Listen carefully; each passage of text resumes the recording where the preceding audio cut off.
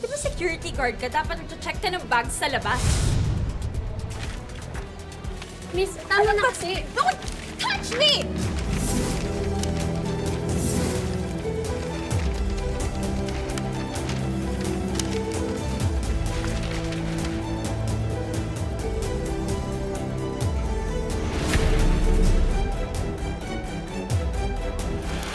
Mababa man ang tingin ng ibang tao sa security guard na si Eric, mataas naman ang pangarap niya para sa anak niyang si Hana. At hindi lang makapagtapos ng kolehiyo, kundi maging isang sikat na abogado. Kaya naman naisip ni Eric na makipagsapalaran sa ibang bansa para sa pag-aaral ng anak niya. Tungkol dyan ang ating kwento ngayon dito lang sa Tadhana. Uy! Uy! 10 pesos! Ma, oh! Pamasahe din to. Alam mo anak, parang napansin ko, napapadala siyang nakakaiwan ka ng barya dyan sa bulsa mo. Ginagawa mo bang alkansya yan? Instant savings, ma. Instant savings. sus! Mahal. Mahal! Abot hanggang Supreme Court ng bati ng anak ko, ah. Yan. Tayo din. Oy, mahal. Nag-uwi na naman ng medalya ang anak mo. I-congratulate mo. O yan, kaya nga ako may wing cake. Wow! Yan. Tingin nga niyan. Eh pa, nakalimutan niyo po atang banggitin yung cupcake po to eh. Pareho na rin yan. Pwede na yan, nak. Nak, sabihin ako sa'yo. Yung kasing ipon namin ni mama mo, napunta sa pamasahe at placement cake ko pa Oman. Kaya, konting tiis muna. Dahil para naman sa pag-aaral at ang ginagawa namin ni mama mo. Ha? Okay lang po yun pa. It's the thought that counts. Kaya tayo masayang alala. Yun. Tayo.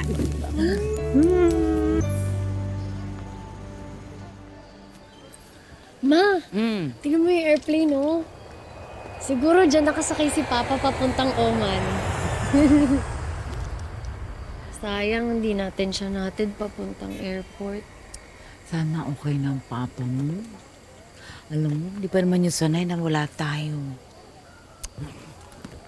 Ayan.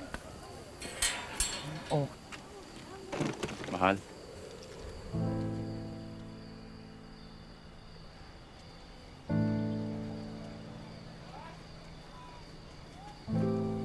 bakit nandito ka? Akala ko ba?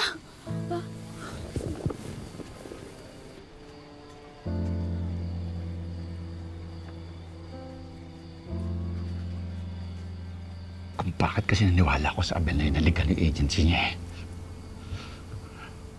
Lahat tuloy ng pera natin, pati pagod. Para makapunta ako sa Oman, sayang lang. Tanga-tanga ko. Dapat ginamit na lang natin yung pera sa pag-aaral ni Hana. Mahal, huwag mo nang sisihin ang sarili mo. Hindi naman natin gusto yung mga nangyari. Ewan ko, ang daming illegal recruiters ngayon. Ewan ko, wala na silang mga konsensya.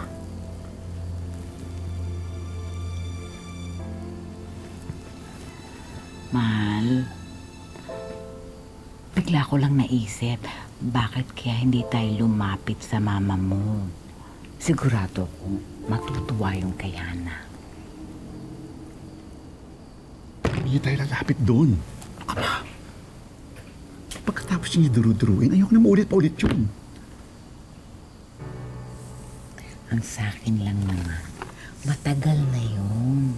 Ako nga napatawad ko ng nanay mo eh. Siguro naman karapatan ni Hana na makilala niya kung sinong totoong... Hindi. Alam ko, mahal, nahirapan tayo. Kailangan natin ng pera. Pero hindi ako gagapang lumapit sa kanila para lang sabihin sa kanya na wala tayong pera.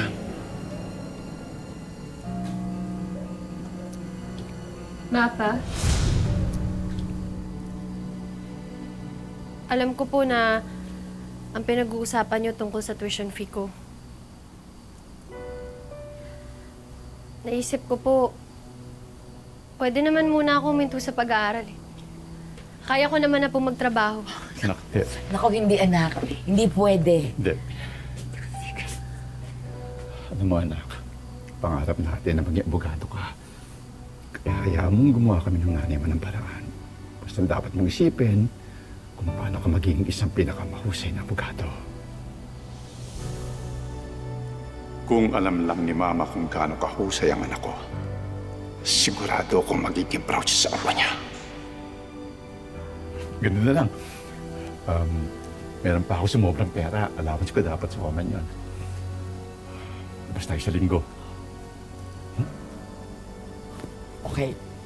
Okay yun. Ha? Okay po, basta kaya po natin pa, ha? Kaya natin, anak.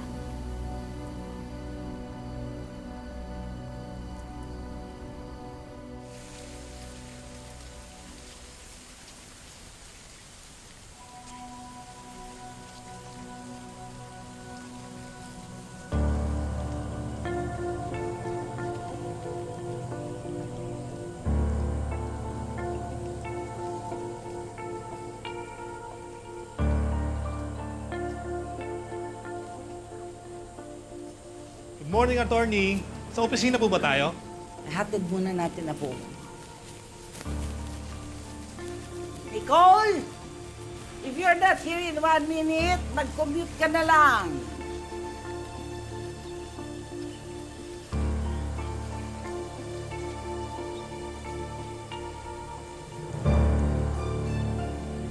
I'm coming, Lola!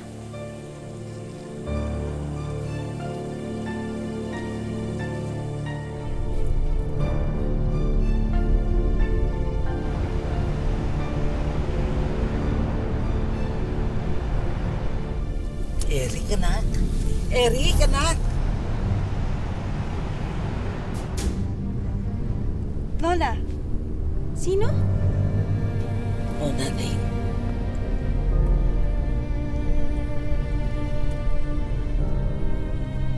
Kailan ka ba ulit magpapakita, anak?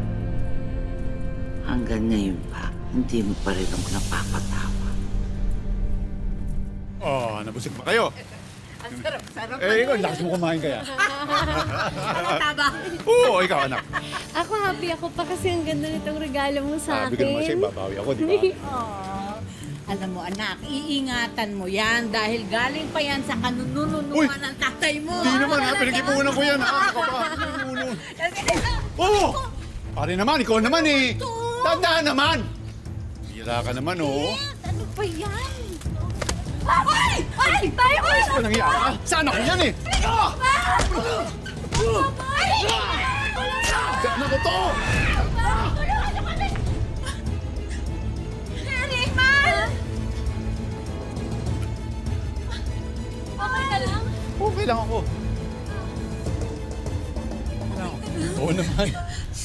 Di ba mga walang iyang aga-aga eh? Kaya nga eh. Ako naman saya-saya Kaya? natin. Hindi mo na pa? Mahal! Eric!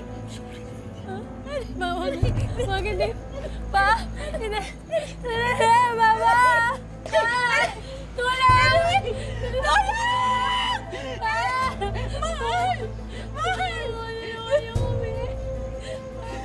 Mahal! Pa! Papa! Sa biglaang pagpanaw ni Eric, paano na ang pangarap niya sa anak niyang makapagtapos ng abogasya? Malaman pa kaya ni Hana ang lihim ng kanyang ama? Mag-cruise kaya ang landas na maglola?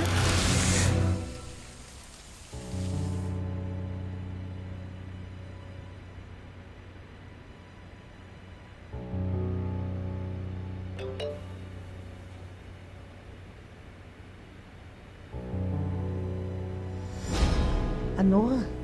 This can't be real. Eric! Si Eric! Si Eric ang anak ko. No, no, this can't be true. Oh, no. Mama, ano nangyayari? Si Eric. Si Eric. Patay na, nasaksak. Patay. sorry to hear that, Mama. Oh, no. No. Where's my driver? Where's my driver? Please call my driver. Yung yaya ko nasaan? Hello? Bring the car here! Please! Please, come on! Ma! Bakit nagmamadali si Lola? What happened?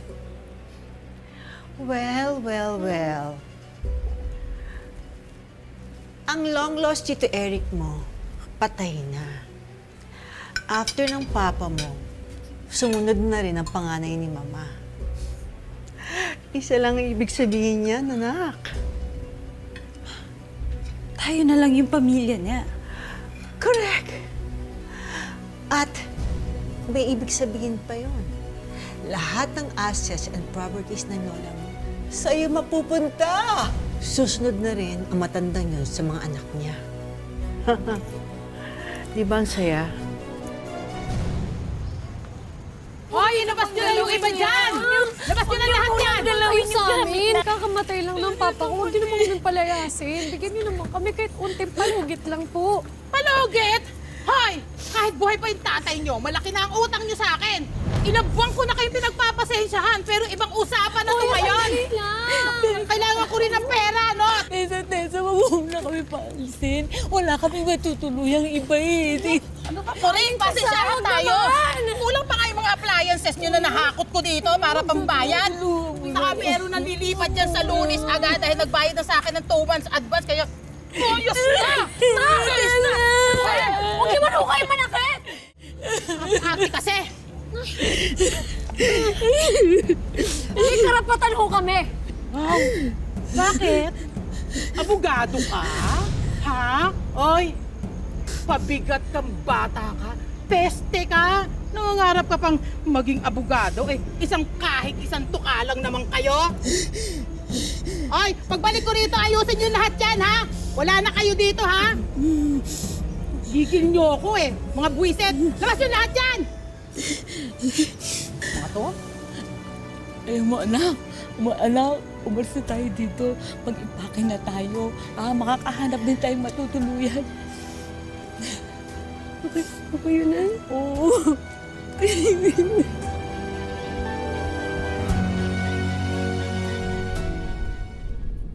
Hindi ko dyan.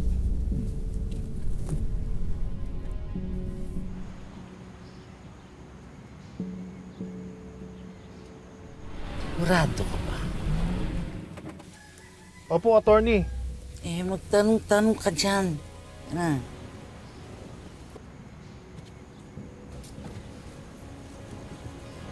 Miss, pwede magtanong?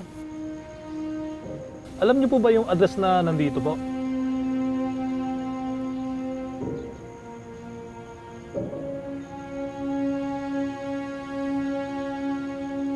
Alam niyo po ba yung address na nandito po?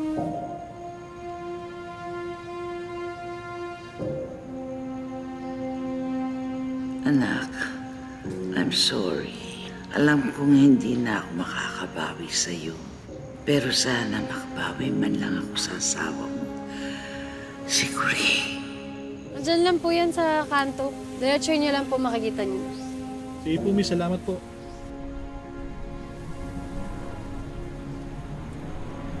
Tara po. Saan daw ang punta nun? Kaibigan po ata ni Aling Tessa.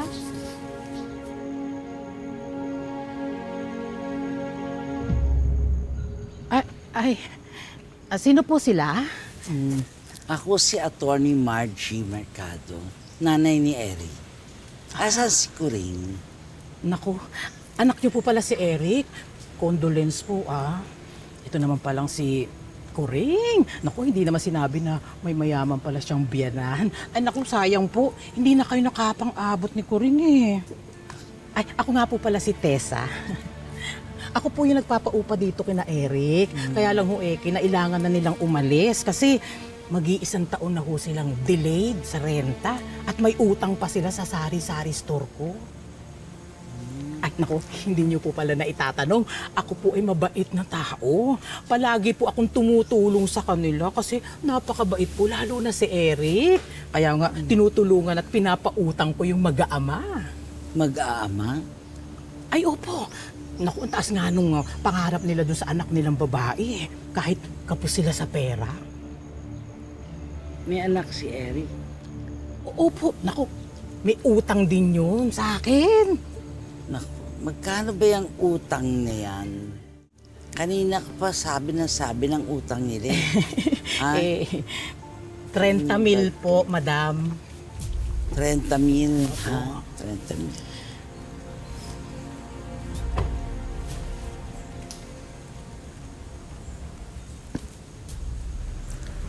30,000. Opo, 30,000 po.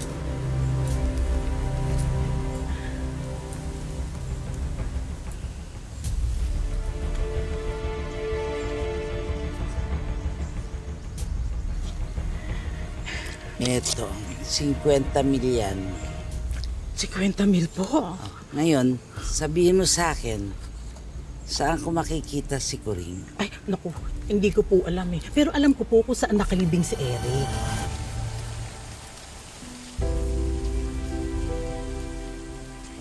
Eric, my son, please help me find your wife and my granddaughter. Pangako, yung pinag-guide ko sa iyong buhay sa kanila ko ibibigay.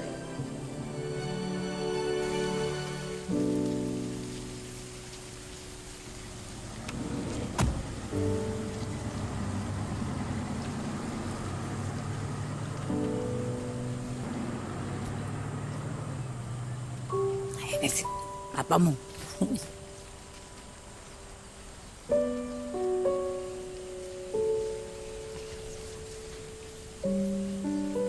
Ma, kanino galing to? Ang ganda oh. Mukhang mamahalin no, ang ganda. Akala ko po ba wala nang ibang kamag-anak si Papa? Mukhang alam na ng mama mo ang nangyari sa'yo, mahal. Gusto ko man na ako mismo ang magsabi sa kanya pero natatakot ako, mahal. Natatakot ako na baka mas gumulo lang ang buhay namin ni Hana. Pa, ang galing mo. Salamat sa mga katropa mo na si Q. Nagkaroon ako ng trabaho. Hana Mercado, reporting for duty. Proud to be si Q like you, pa. Good morning, ma'am.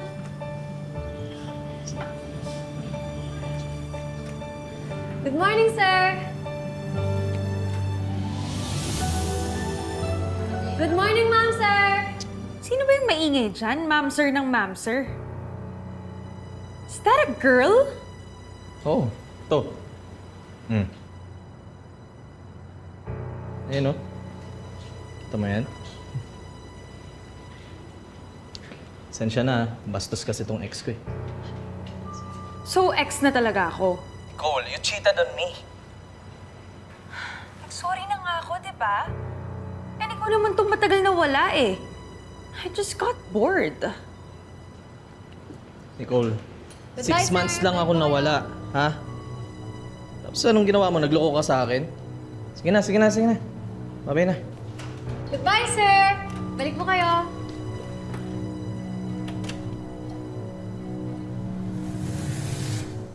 Buti pa sila. Love problems lang. Ako, life problems.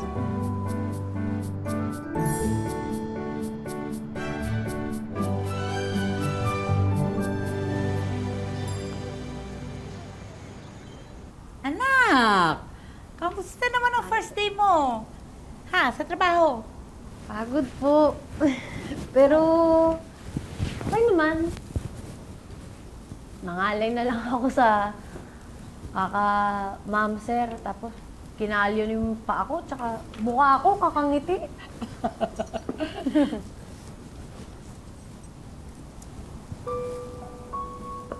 Ma'am, bakit? Late na ho. Magtatahi pa kayo. Pahinga na kaya kayo, ma. Ma, tingnan nyo nga po, oh. Hindi nyo na nga maipasok yung sinulid sa karayom. Ako na po. Ikaw nga, anak.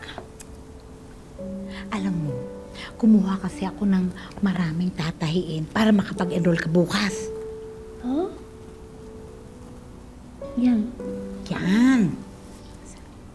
Eh, Ma, di ba napag-usapan na po natin to? Sabi ko po sa inyo, titigil muna ako ngayong semester. Titigil.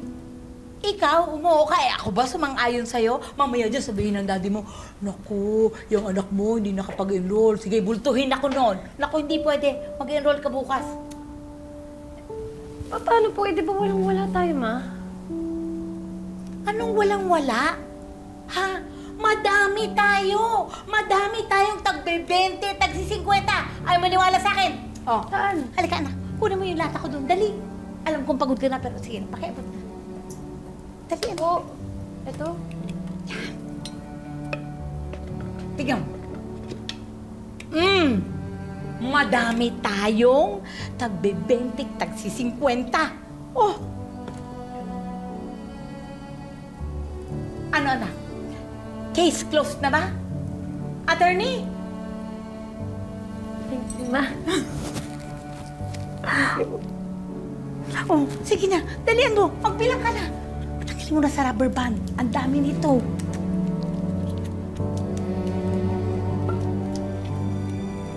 Dami, oh. Hindi po bibilangin ko. Oh, sige, dali.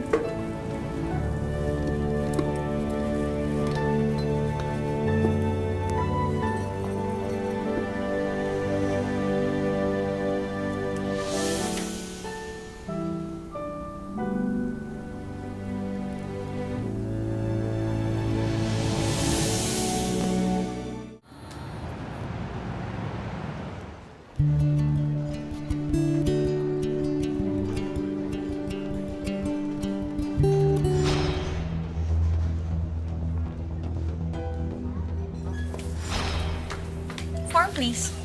Thank you. Excuse me, miss. Bawal sumingit sa pila.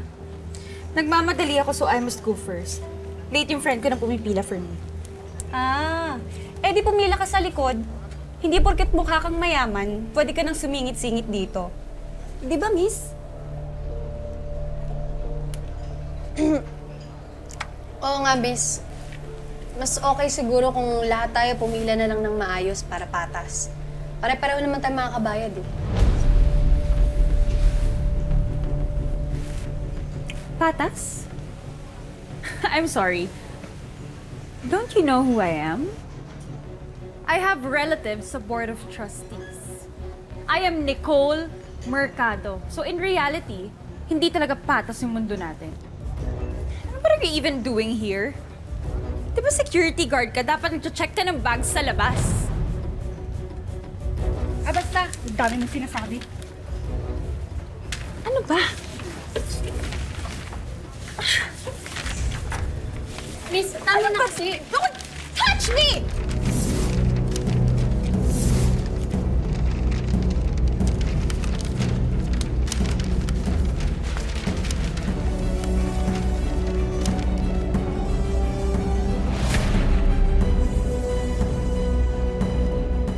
Hiri ang baho! Excuse me. I'm sorry, Miss Mercado. Please come inside. Narinig niyo yun? Ha? Yung mga katulad ko, parating top priority. So don't mess with me again.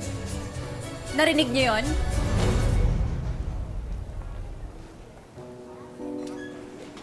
Ang sama ng ugali. Sana ka rin libruhan mo. Okay ka lang, miss? Okay lang ako. Ikaw okay ka lang?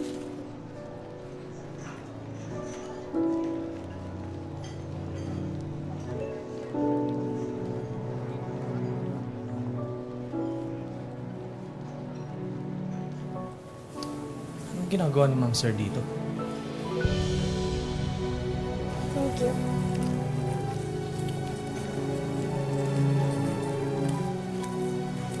Debbie, dito pila.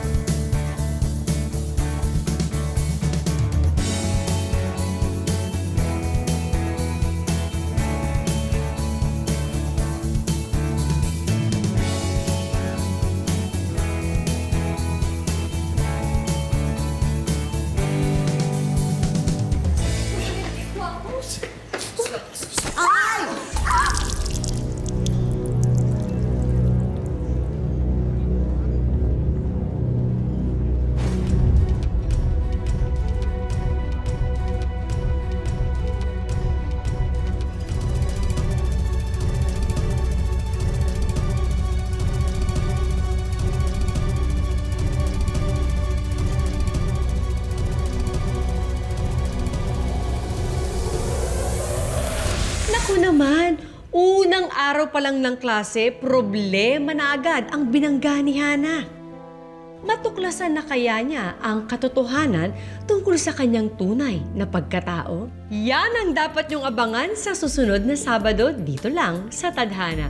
Mga kapuso, ako po si Marian Rivera. Nicole, wag yan. Hindi ko na babayaran yan. Wag to. Hindi mo pa rin mabayaran? Kawawa ka naman! Huwag naman ko na babayaran eh. Kawawa ka naman! Ano tama na? Tama! Oh!